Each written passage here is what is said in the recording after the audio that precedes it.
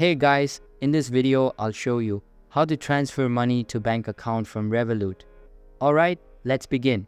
First of all, open the Revolut app on your mobile device and make sure it is updated to the latest version available. After that, sign into your account and you will be redirected to the home page.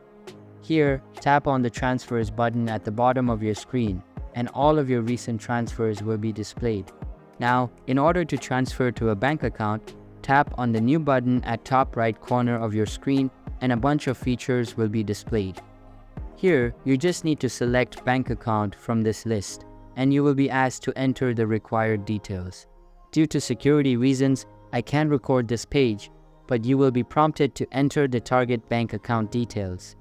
After you have done that, save the information and enter the amount you would like to transfer. Now, you will need to follow the on-screen instructions and that's it. So that's basically how you can transfer money to bank account from Revolut. And that's it for this video. If you find this helpful, consider subscribing and giving this a big thumbs up. Thanks.